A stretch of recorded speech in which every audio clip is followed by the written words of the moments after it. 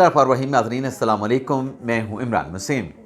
नाज़रीन, बहरिया टाउन के चेयरमैन मलिक रियाज Hussain already radar पे थे, लेकिन अब ख़बर यह है कि मलिक रियाज हुसैन के ख़िलाफ़, बहरिया टाउन के ख़िलाफ़ एक नया रेफरेंस सरकारी ज़मीन हथियाने का, पब्लिक की ज़मीन हथियाने का एक नया रेफरेंस जो है वो नैब अकाउंटेबिलिटी कोर्ट में दायर कर दिया गया है।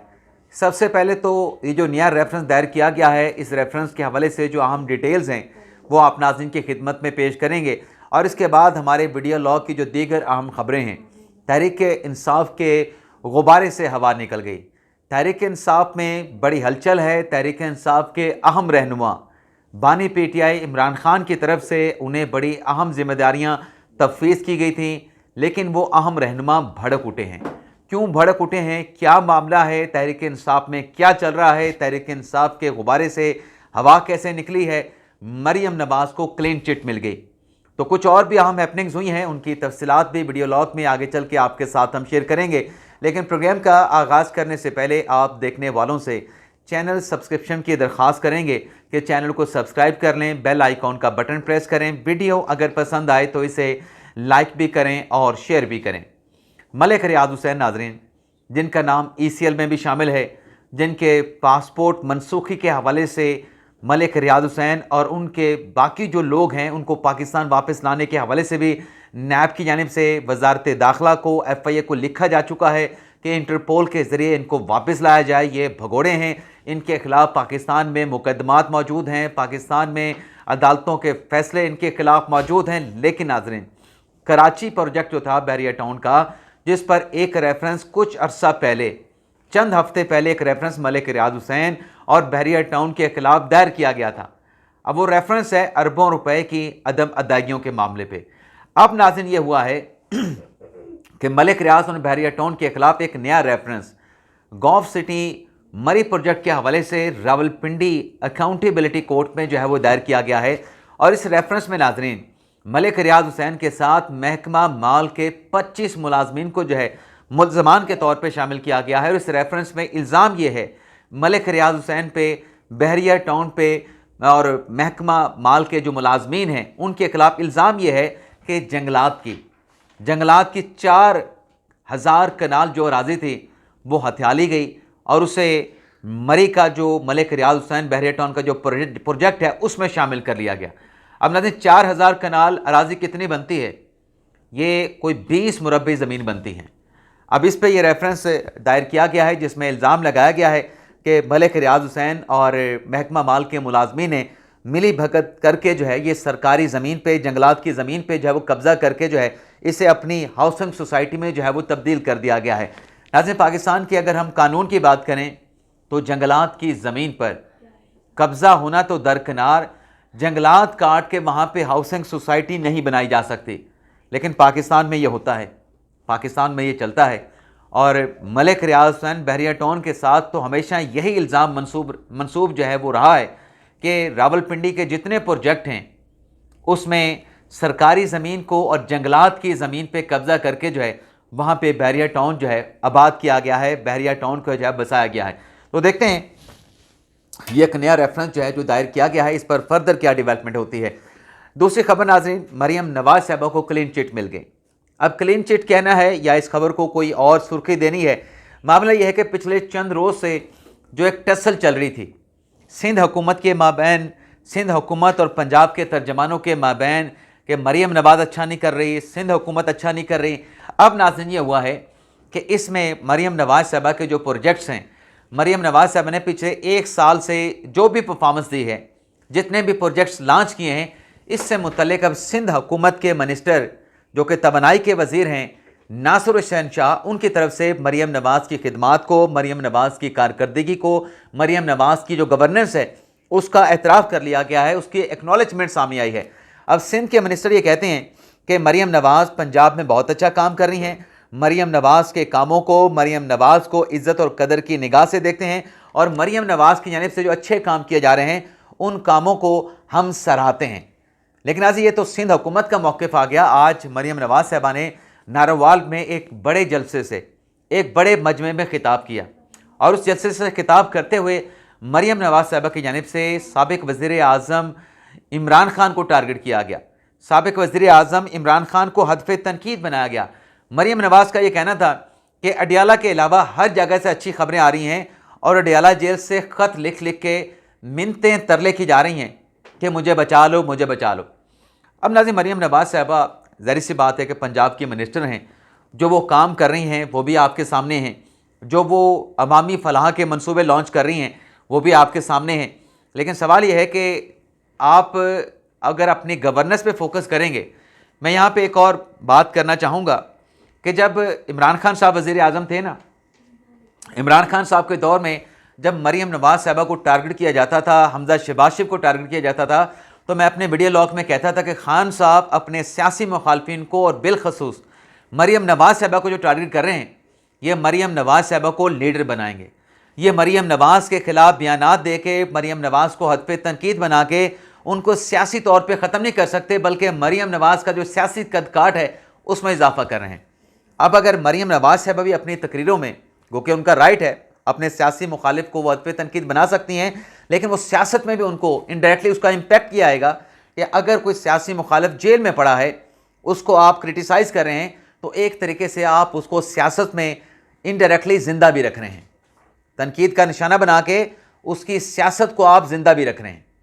तो ये एक छोटी सी बात मतलब मेरे जहन में आ रही थी कि फिर अगर एक माजी का किस्सा बन चुके हैं, किस्सा पारीना बन चुके हैं, इमरान खान साहब जेल में जा चुके हैं, तो फिर इसको जब बार बार आप डिस्कस करेंगे, उनका नाम लेंगे या नाम लिए बगैर हद पे तनकीद बनाएंगे, तो इसका मतलब ही है कि वो बंदा बेशक जेल में बैठा है, वो फिर भी सियासी पाकिस्तान के पॉलिटिकल कैनवस पे वो बंदा अभी भी मौजूद है, उसकी अहमियत मौजूद है, और अहमियत की वजह से आप उसको तनकीद का निशाना बनाते हैं। मेरे ख्याल से अगर गवर्नेंस पे फोकस किया जाए और अपनी बात की जाए, अपने मनसूबों की बात की जाए, तो मेरे ख्याल से ये ज़्यादा बेहतर होगा। बल्कि इस चीज़ को आप यूँ भी कह सकते हैं कि आप हदफ़े तनकीद बना के उसकी पब्लिसिटी कर रहे हैं, उसकी पॉपुलैरिटी बढ़ा रहे हैं।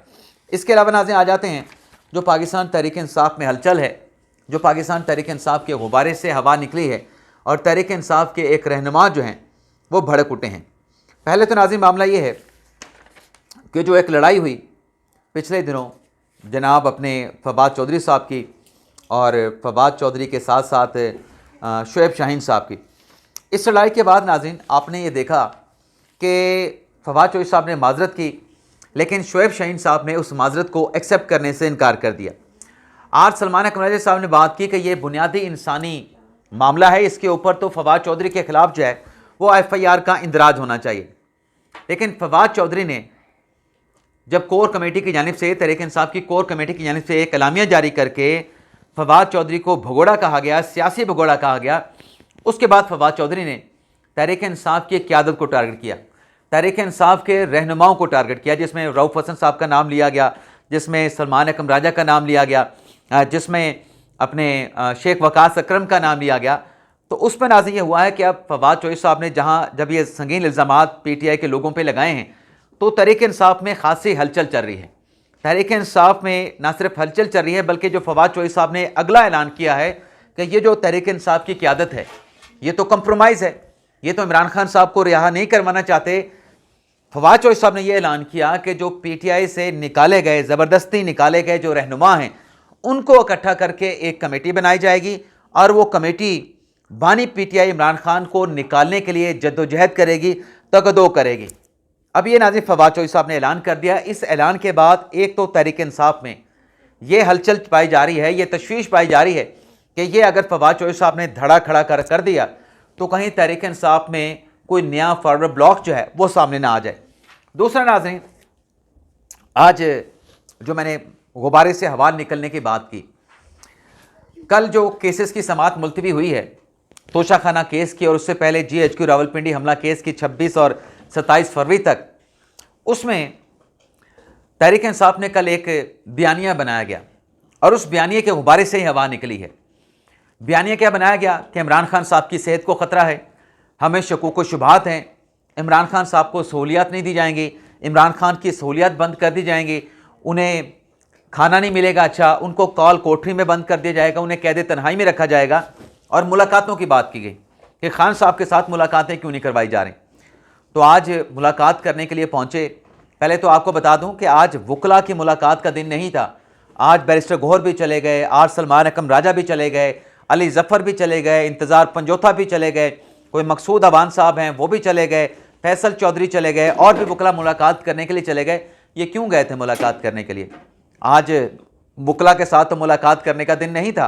आज तो इमरान खान की अपनी फैमिली के साथ, अपने ख़ानदानी लोगों के साथ मुलाकात का दिन था। तो अडयाला जेल के हुकाम ने मुलाकात करवाई, इमरान खान साहब की हमशीरा ने मुलाकात की, इमरान खान साहब की हमशीरा उज़मा खान ने, अलीमा खान ने, नरीम खानम ने और कासम खान ने मुलाकात की इमरान खान साहब के साथ। लेकिन आज इस मुलाकात के बाद हुआ क्या है? इस मुलाकात के बाद नाज़रीन हुआ ये है कि एक तो मतलब जो आप कह रहे थे कि मुलाकात नहीं करवा रहे, खान साहब बड़ी मुश्किल में होंगे, सहूलियत वापस ले ली जाएंगी, तो बाहर आके जो बताया गया, जो कि खुद सलमान अकरम राजा साहब ने प्रेस टॉक की, अलीमा खान साहब ने प्रेस टॉक की, जिसमें यह बताया कि खान साहब बड़े अशाश बशाश हैं, खान साहब की सेहत बिल्कुल ठीक है। तो फिर कल से आप बयानिया किस बात का बना रहे थे कि खान साहब के लिए वहाँ पे सख्तियाँ कर दी गई हैं? तो खान साहब हशाश बशाश थे, खान साहब की सेहत बिल्कुल ठीक लग रही थी, तो फिर आप बयानिया बना के क्या दुनिया को दिखाना चाह रहे थे? क्या दुनिया को आप बताना चाह रहे थे? मतलब झूठ फैला रहे थे, झूठा बयानिया आप चला रहे थे। और फिर नाज़रीन इसमें एक और चीज़ भी हुई है। सलमान अकरम साहब ने दावा किया है कि इस डेवलपमेंट के बाद जो अलीमा खान से या ख़ानदानी लोगों ने बानी पीटे इमरान खान साहब के साथ जो मुलाकात की है, इस मुलाकात में राजा साहब ने कहा है कि मेरे मुतल्लिक ये पैगाम इमरान खान ने अडयाला जेल से अपनी बहन अलीमा खान के ज़रिए मेरे तक पहुँचाया है कि मेरी ज़ात के हवाले से कोई भी अगर बात करे, कोई इल्ज़ाम लगाए, तो मैंने उनको मुँह तोड़ जवाब देना है। अब नाज़रीन सलमान अकरम राजा साहब को जितना मैंडेट अब खान साहब ने दे दिया है अलीमा खान साहब के इस पैगाम के मुताबिक कि वो सलमान अकरम राजा के साथ खड़े हैं, और जो भी सलमान अकरम राजा पे इल्ज़ाम लगाने वाले हैं उनको धड़ल्ले के साथ मुंह तोड़ दो टोक जवाब जैसे सलमान अकरम राजा दे सकते हैं। तो इस डेवलपमेंट के बाद जो फवाद चौधरी साहब ने इल्ज़ामात लगाए सलमान अकरम राजा साहब के, तो फिर फवाद चौधरी साहब जो कि खान साहब की रिहाई की कोशिशों के हवाले से दावा कर रहे हैं, खान साहब की रिहाई के हवाले से कोई कमेटी बनाने की बात कर रहे हैं, उसकी वक़्त क्या होगी? और फिर शेर वज़न मरवत साहब वो भी दावा कर रहे हैं कि सलमान अकरम साहब जो हैं पार्टी के सेक्रेटरी जनरल हैं, लेकिन वो जिस ओहदे पे बैठे हैं वो तो इलेक्शन के ज़रिए मुंतखब होकर आता है सेक्रेटरी जनरल, ये तो गासिब है सलमान अकरम राजा। तो ये पैगाम फिर शेर वज़न मरवत के लिए भी है। तो मरवत साहब के लिए भी इमरान खान साहब ने यह पैगाम भिजवा के ख़तरे की घंटी बजा दी है कि आपके लिए पार्टी में आने का रास्ता इतना आसान नहीं है। तो ये जो है वो पाकिस्तान तहरीक-ए-इंसाफ के अंदर ये सब कुछ चल रहा है। लेकिन आज इसके अलावा सलमान अकरम साहब ने कुछ और भी बातें की हैं। उसमें एक तो उन्होंने ये कहा कि 26वीं जो तरमीम का मामला है, 26वीं तरमीम का जो मामला है उस पर यह कहा गया कि जिन हमारे अरकान ने, सलमान अकरम राजा ने कहा कि वोट किया था 26वीं आईनी तरमीम को पास करने के हवाले से, उनके खिलाफ इमरान खान साहब ने कार्रवाई करने का, उन्हें पार्टी से निकालने का हुक्म दे दिया है। और उन लोगों के जिनके खिलाफ हमने कार्रवाई करनी है, जिन्होंने वोट डाला है, उनका जवाब भी हमारे पास आ चुका है। लेकिन हम एक बार बानी पीटे इमरान खान से मिलना चाहते हैं इनके खिलाफ किसी किस्म का एक्शन लेने से पहले तो ये है कि जिन लोगों ने वोट डाला क्या वो कभी पाकिस्तान तहरीक-ए-इंसाफ का हिस्सा थे? और फिर आपने अगर उन्हें पार्टी से निकालना है और अगर उन्हें वोट किया है 26वीं आईनी तरमीम में, तो उसका प्रोसीजर क्या है? उसका प्रोसीजर है कि आप उनके खिलाफ डिस्क्वालिफिकेशन का इलेक्शन कमीशन को रेफरेंस भेजेंगे। तो क्या कोई रेफरेंस की तैयारी चल रही है? ये नाज़रीन एक बड़ा अहम सवाल है। लेकिन नाज़रीन ये सिर्फ ये हलचल नहीं चली तहरीक-ए-इंसाफ में कि फवाद चौधरी क्या कर रहे हैं, फवाद चौधरी ने क्या ऐलान किया है, मरवत साहब क्या कर रहे हैं। लेकिन नाज़रीन एक और चीज़ भी है, वो ये है कि जुनैद अकबर साहब, जिन्हें इमरान खान साहब ने खैबर पख्तूनख्वा तहरीक-ए-इंसाफ का सदर बनाया है, वो पार्टी के लोगों पर भड़क उठे हैं। क्या कहते हैं नाज़रीन जुनैद अकबर साहब? जुनैद अकबर साहब ने बड़ा गुस्सा निकाला है सवाबी जलसे के हवाले से। जो उनको इदादों शुमार दिए जा रहे थे, जो उनको नंबर बताए जा रहे थे कि मैं इतने बंदे लेके आया, उतने बंदे लेके आया, तो जुनैद अकबर साहब ने इन तमाम रिपोर्ट्स को बोगस करार दिया है। जुनैद अकबर साहब का एक ऑडियो क्लिप मेरे तक पहुंचा है, पता नहीं ये कोई उनकी वीडियो लीक हुई है, ऑडियो लीक हुई है, मुझे इस बारे में नहीं पता, लेकिन उसमें इंकशाफात बड़े किए गए हैं। जुनैद अकबर साहब ने कहा कि मेरे पास ऐसी रिपोर्ट्स मौजूद हैं कि मुझे एक एक बंदे का पता है। MNA, MPS और ओहदेदारों ने एदादों शुमार से मुतल्लिक मेरे साथ गलत बयानी की है। जिसने गलत बयानी की है उसको शर्म आनी चाहिए, ये जुनैद अकबर साहब कह रहे हैं। और फिर कहते हैं कि मेरे पास रिपोर्ट्स मौजूद हैं और वो रिपोर्ट मैं बानी तहरीक-ए-इंसाफ के हवाले करूँगा, मुझे तो इतना तक पता है कि जलसे में किसने कौन से रंग के कपड़े पहन रखे थे। जुनैद अकबर कहते हैं कि बाज़ ओहदेदारों ने मुझे इस्लामाबाद और दीगर प्रोग्रामों की वीडियोज़ भेज दिए हैं, क्या मैं उनको बेवकूफ़ लगता हूँ? नाज़रीन, तहरीक इंसाफ का जो फार्मूला हमेशा से रहा है, तहरीक इंसाफ के सपोर्टर का, तहरीक इंसाफ के चाहने वालों का, कि पुरानी तस्वीरें, पुरानी वीडियोस निकाल के सोशल मीडिया पे डाल देते हैं कि देखें खान साहब का इतना बड़ा जलसा हुआ है, तहरीक इंसाफ ने इतना बड़ा मजमा फलां शहर में लगा लिया है, इतनी बड़ी तादाद में लोग आए हैं।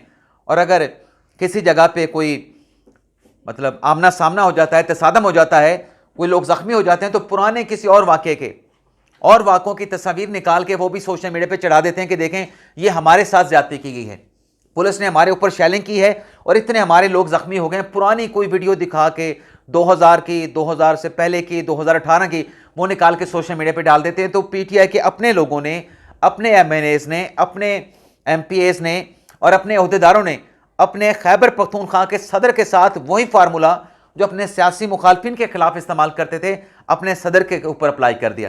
क्या कहते हैं नाज़रीन जुनैद अकबर साहब? सुने नाज़रीन, मैं अब ये गलत फहमियाँ दूर करूँगा, मैं किसी गलत बंदे को सपोर्ट हरगिज़ नहीं करूँगा। ये ओहदा ना मेरी ख्वाहिश है, ना मजबूरी है, ना मेरी ज़रूरत है। और फिर वो कहते हैं कि खुशी होगी कि ये जिम्मेदारी मुझसे वापस ले ली जाए। बदकिस्मती से पार्टी में ग्रुप्स बन गए हैं, यानी वो पार्टी में ग्रुप्स बनने का। अब ग्रुप्स क्यों बनते हैं? जब आपके इख्तलाफात मौजूद हों। तो तहरीक इंसाफ के लोग तो रोज़ बयान देते हैं कि तहरीक इंसाफ में किसी किस्म का इख्तलाफ नहीं, तो फिर ग्रुप्स किस चीज़ के बन रहे हैं? किसी वजह से ग्रुप्स बन रहे होंगे ना। आगे सुने नाज़रीन, आगे वो कहते हैं कि मेरा वादा है कि किसी गलत बंदे को सपोर्ट नहीं करूँगा, ख़ां वो कितना ही बड़ा क्यों ना हो। अगर अपनी बात पर काम ना रह सका तो ओहदा छोड़ दूँगा।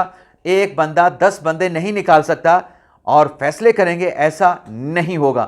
पार्टी में काम करने वाला ही आगे आएगा, ऐसे लोगों को सपोर्ट करूँगा जो पार्टी के लिए काम करेंगे। ये नाज़रीन जुनैद अकबर साहब का स्टेटमेंट है। मैं आपको थोड़ा सा सुना भी देता हूँ नाज़रीन। भाईजान, ये जो शेयर हो रहा है ना, मैं खुद से नहीं कर रहा हूँ, लीजन सदर साहब की तरफ से है। मेरे पास अपनी रिपोर्ट है। मैं कोई जो है हवा में सियासत नहीं करता। मैं वर्कर हूँ, मुझे पता है, मुझे अपनी एक एक बंदे की पता है। और ये नहीं है कि ये रिपोर्ट में इस पे यकीन है, मुझे पता है कि 90% ये गलत बनाया गया। लेकिन सिर्फ मैं ये साबित करने की कोशिश कर रहा हूँ कि जो हमारे एमपीएस एमएनए साहिबान हैं, वो जो लोग उनके साथ आए हैं या जो ये नाज़रीन, मैंने वैसे ये 3 मिनट की ऑडियो है, लेकिन मैं आपको सिर्फ 30 सेकंड की सुनाई है। इजाज़त चाहते हैं नाज़रीन, अल्लाह हाफिज़।